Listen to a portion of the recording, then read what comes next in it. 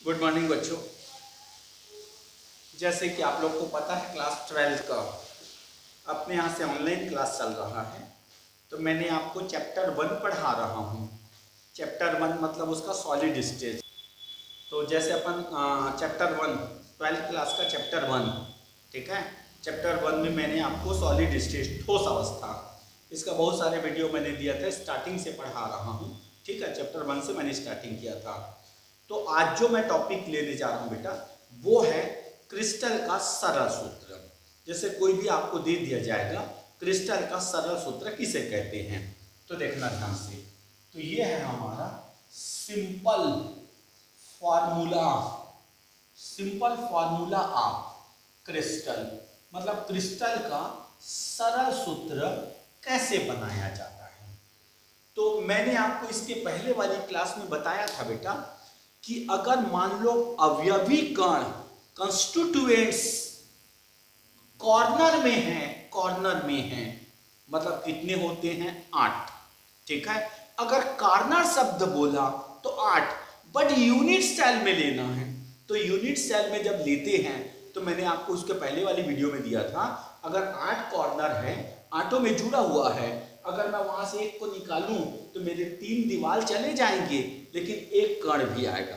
तो वो कैसे आया सुनना।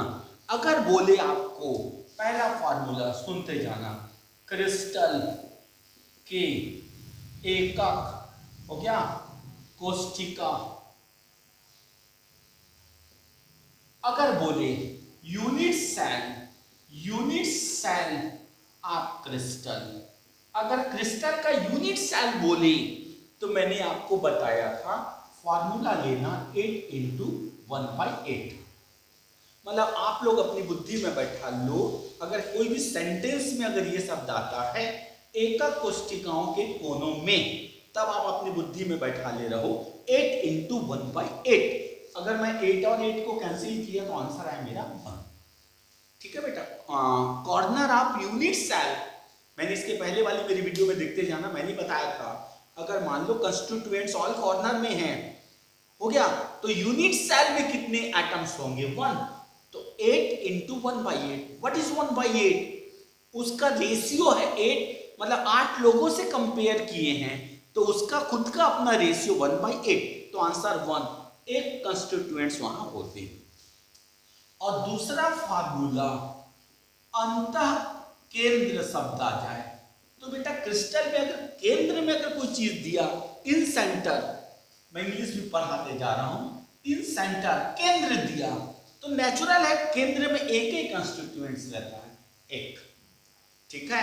अब तीसरा नंबर बेटा मैंने बोला इन फेस, फलकों में, फलकों में अगर शब्द आया तो मैंने इसके पहले वाली क्लास में आप लोग को बताया था बेटा कि 8 हमारे फलक होते हैं और 8 में अगर एक एक बॉल को हमने रख दिया है, एक आप प्रैक्टिकल ले लो, जिस रूम में हम बैठे हुए हैं उसके सारे दीवार में एक एक ठो बॉल है, तो टोटल बॉल कितने हैं अपने फेस, किस क्रिस्टल में फलक कितने होते हैं, 6 फलक, 1 2 3 4 5 6।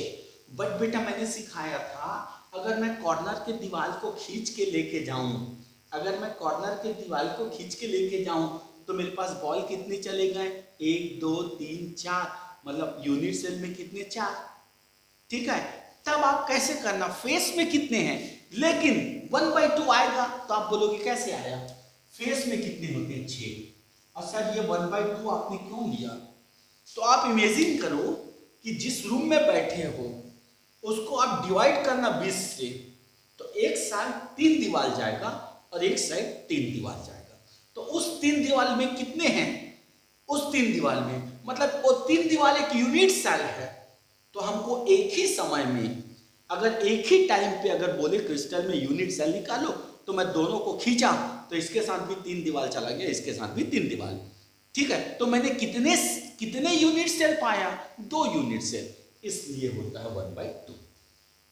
टोटल हमारे 6 थे, लेकिन जब मैं यूनिट सेल निकालूंगा, इकाई सेल निकालूंगा, तो एक ही समय में 2 इकाई सेल निकलता है, तो आंसर 6 × 1/2 इक्वल टू हमारे पास आ जाएगा यहाँ पे 3। तो ये 3 तो फॉर्मूला आप अच्छे से याद रखे रहना। अगर आपको बोला जाए क्रिस्टल के एकक कोष्ठिकाओं में शब्द अगर आ जाए यूनिट सेल में बोले तो 8 इंटू 1/8 आप अपने ब्रेन में लेना। अगर सेंटर ऑफ क्रिस्टल बोले, क्रिस्टल के केंद्र में बोले तो केंद्र में तो एक ही होता है बेटा, ठीक है। और यदि बोले फलकों में बोले, फेज में है, फेज, तो 6 इंटू 1/2। 1/2 कहाँ से आया मैंने बता दिया। एक ही समय में क्रिस्टल में 2 यूनिट सेल बस निकाल सकते हो।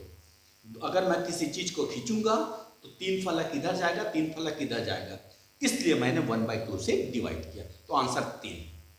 ठीक बेटा, तो मेरे 3 तो फॉर्मूला को आप अच्छे से दिमाग में बैठा लेना।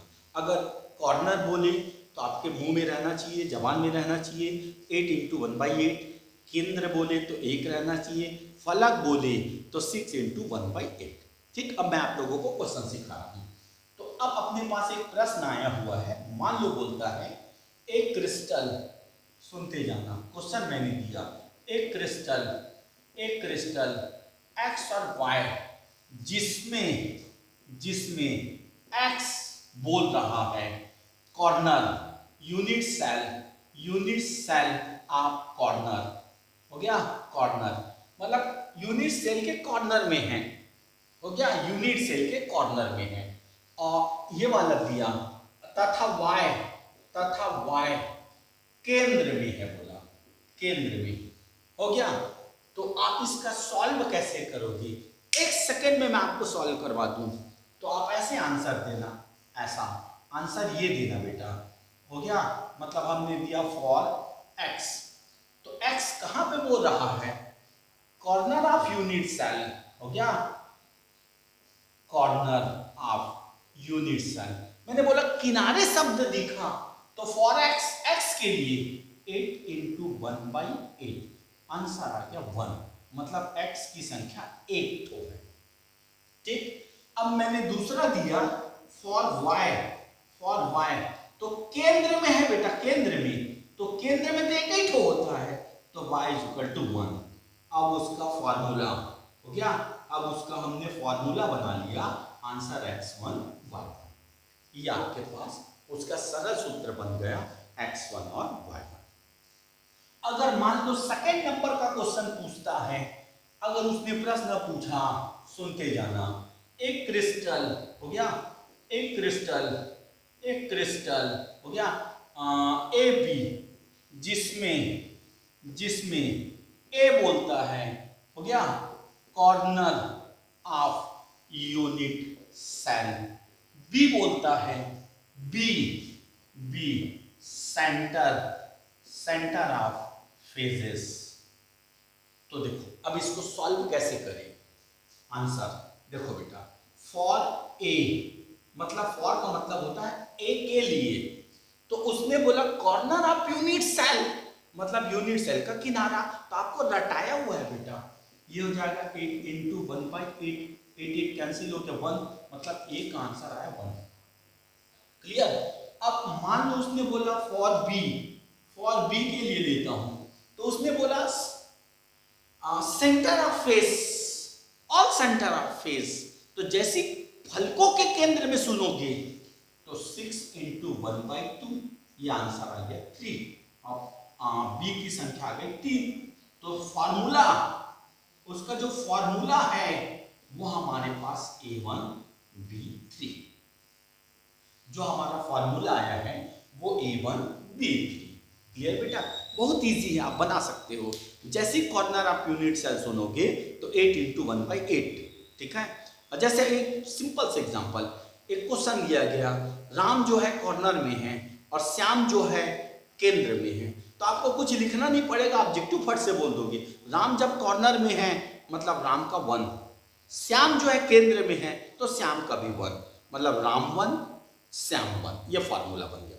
अगर मान लो बोलता है कोई भी चीज, हो गया, मान लो राम कॉर्नर में है, कॉर्नर में मतलब किनारे में, एकक कोष्ठिकाओं के कोनों में है, और श्याम सभी फलकों के केंद्र में। बड़ा इजी, राम के लिए formula 8 into 1/8 is equal to 1, राम की संख्या 1। श्याम के लिए फॉर्मूला ले लो, तो श्याम कहाँ है? कॉर्नर में है बेटा, तो 6 इंटू 1/2 मतलब 3, तो राम 1 श्याम 3। ठीक, ये मैंने आपको सरल सूत्र बनाने का एक तरीका बताया।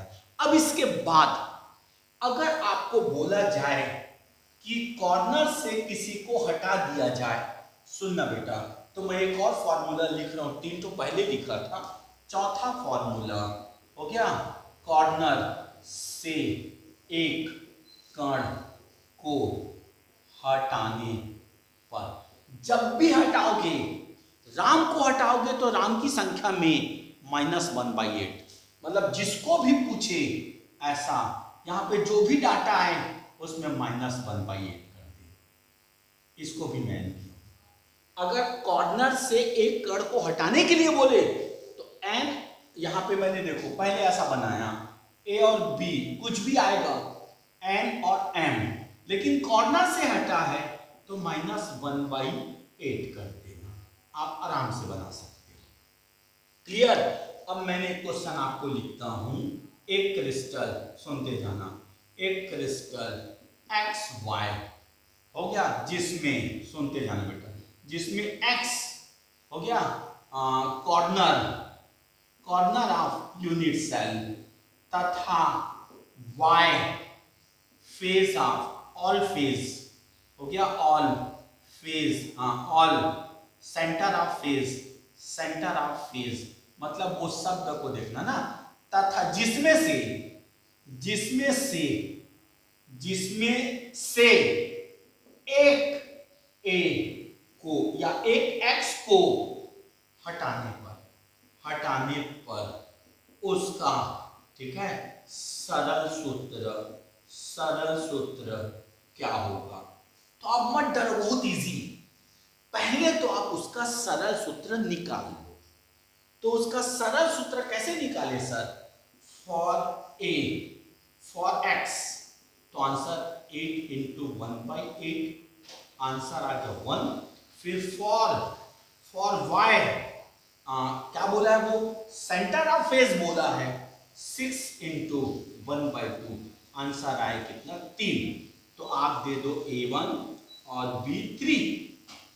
लेकिन उसने क्या बोला है, कॉर्नर से एक A को हटाने पर, तो ये देखिए आप लोग वहां पे लिख रहा है, कॉर्नर से एक X ना बेटा, XY लिया हूं, तो ये X1 Y3, कॉर्नर से एक X को हटाने पर, तो देखो X1 - 1/8 हो गया इंटू Y3।